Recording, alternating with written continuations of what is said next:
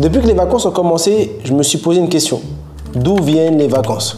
J'ai fait mes recherches pour me renseigner davantage et je me suis rendu compte de quelque chose d'intéressant et peut-être contre-intuitif. Effectivement, les vacances, c'est bien. On se repose, on s'éloigne de notre routine pour s'aérer l'esprit, on prend du temps pour soi. Bref, on connaît tous les bienfaits des vacances. Mais en vrai, est-ce qu'il y a que des bienfaits aux vacances? Et je me suis posé la question du point de vue des neurosciences et j'ai trouvé beaucoup de côtés négatifs aux vacances. Et je me suis dit, pourquoi pas en faire une vidéo? Bien sûr, je ne me dis pas qu'il ne faut pas se reposer, et bien au contraire. Mais les vacances, telles qu'on les connaît, ne sont pas toujours synonymes de repos uniquement. Et dans cette vidéo, on va voir d'où viennent les vacances et je vais vous montrer que les vacances que vous êtes en train de vivre ne sont peut-être pas aussi utiles que ce que l'on pense. On va commencer par un peu d'histoire pour comprendre d'où viennent les vacances et pour quelles raisons elles ont été mises en place. Dans l'Antiquité, les Grecs et les Romains faisaient des pauses pour les fêtes et les cérémonies religieuses. Au Moyen-Âge, même si les gens travaillaient beaucoup, ils avaient des jours de repos pour les fêtes chrétiennes comme Noël et ils faisaient des pèlerinages qui étaient des voyages vers des lieux saints.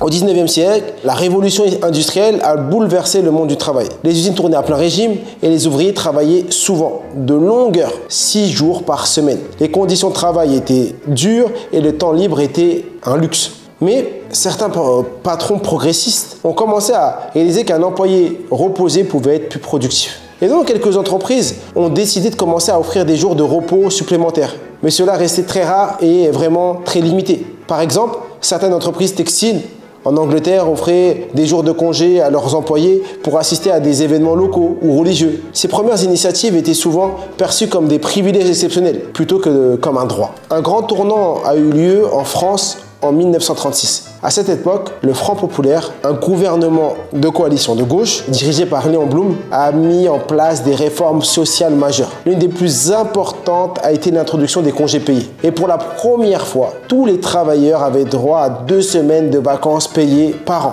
D'autres pays européens ont rapidement suivi cet exemple. En 1938, le Royaume-Uni a adopté la loi des vacances ouvrières, garantissant 1 semaine de congés payés aux travailleurs. L'Allemagne, sous le régime nazi, a également instauré les congés payés, bien que c'était un peu utilisé comme un outil de propagande. Après la Seconde Guerre mondiale, l'idée des congés payés s'est propagée dans le monde entier. Les gouvernements ont compris que les travailleurs reposés étaient non seulement plus heureux, mais aussi plus productifs et moins enclins à la grève.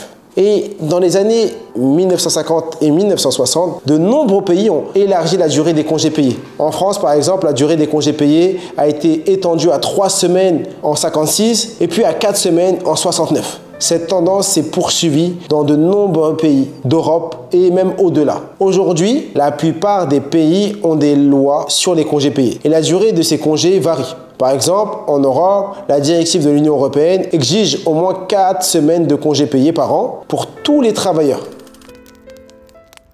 Maintenant qu'on a vu les bienfaits des vacances, j'aimerais prendre le temps pour évaluer les points négatifs des vacances. La première chose, c'est que les vacances, c'est souvent associé à des coûts élevés. Ça peut coûter très cher. Entre les frais de transport, l'hébergement, la nourriture et les activités, les billets d'avion, l'hôtel et tout ce qui va avec, tout cela peut entraîner des dettes ou nécessiter de longues périodes d'économie. Également, les vacances, d'un point de vue physiologique, lors des vacances, on voyage. On change certains de fuseaux horaires, le changement des habitudes, le changement de sommeil, personnes qui dorment très tard. Et donc, notre horloge interne, notre rythme circadien peut être perturbé. Lorsque nous changeons brusquement nos horaires de coucher et de lever, ou lorsque nous sommes exposés à une lumière différente, notre corps peut être désorienté, ce qui peut causer des fatigues et une sensation de décalage. Et une perturbation du rythme circadien peut aussi affecter notre humeur, notre concentration, car le rythme contrôle la libération de certaines hormones essentielles pour notre bien-être, comme la mélatonine pour le sommeil et la cortisol pour l'énergie. Donc, même si on est en vacances, on fait en sorte de garder un rythme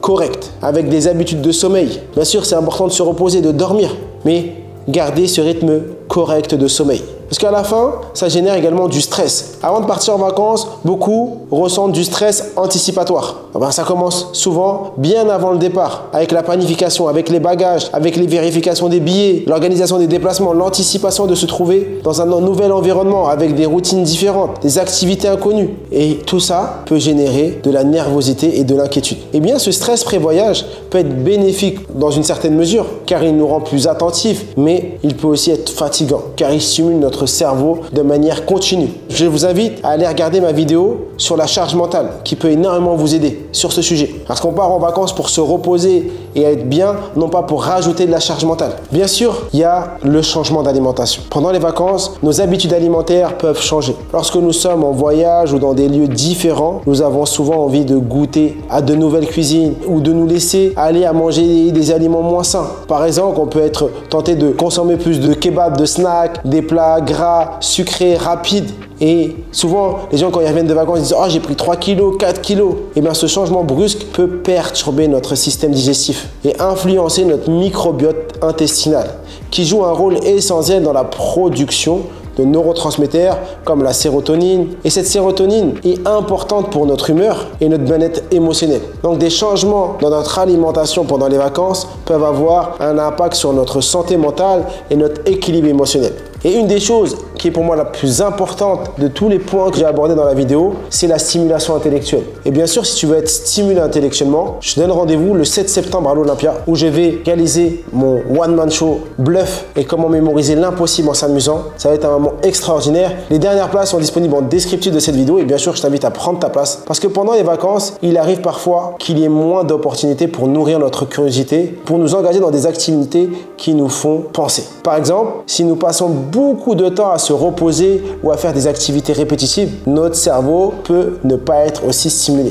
Et ça, si on passe beaucoup de temps à rien faire, beaucoup de gens peuvent s'ennuyer. Le cerveau déteste la jachère. La jachère, c'est le principe qui consiste à laisser reposer la terre pendant plusieurs semaines, plusieurs mois, pour ensuite revenir l'année d'après et la faire travailler et la cultiver. Notre cerveau n'est pas fait pour ça. Notre cerveau doit toujours être stimulé. Pas 24 heures sur 24, mais il a besoin d'être stimulé. Donc pendant les vacances, il faut lire, il faut faire des activités qui stimulent votre cerveau. Pendant les vacances, si vous êtes étudiant, vous devez prendre de l'avance, faire en sorte d'avoir le programme de l'année future et pendant toutes les vacances, lire ce programme. Ne serait-ce que 2 heures par jour, 4 fois 25 minutes, 2 heures par jour vous permettra de prendre de l'avance par rapport à énormément de personnes. Mettez en place un programme où tous les jours vous faites 1 heure le matin, 1 heure l'après-midi et après vous avez tout le temps qu'il faut pour vous amuser et faire autre chose. Mais vous devez stimuler votre cerveau. Et bien sûr, après des vacances agréables et relaxantes, le retour à la vie quotidienne peut être difficile. On parle souvent de blues post-vacances. Lorsqu'on vit ça, on doit se poser des questions sur notre travail.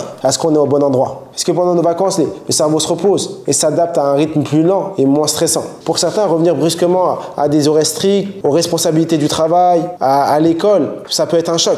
Donc bien sûr, les vacances, c'est bien, c'est important. On a tous besoin de prendre des vacances. Mais si pendant 2 semaines de vacances ou 3 semaines ou autres, tu déconnectes complètement et tu changes toutes tes habitudes et tu deviens une nouvelle personne, ton corps va t'en vouloir. Donc aller en vacances et garder une certaine routine de sommeil, une certaine routine d'alimentation, de sport, une certaine routine intellectuelle ne peut faire que du bien à ton corps et à ton cerveau. Et donc maintenant, si tu veux savoir comment organiser tes vacances pour lier ton repos et ton développement personnel, je t'invite à regarder la vidéo qui est juste là, qui t'explique comment faire ça. Et bien sûr, je te donne rendez-vous le 7 septembre à l'Olympia. Et comme je dis toujours, je suis tué, nous sommes tous illimités.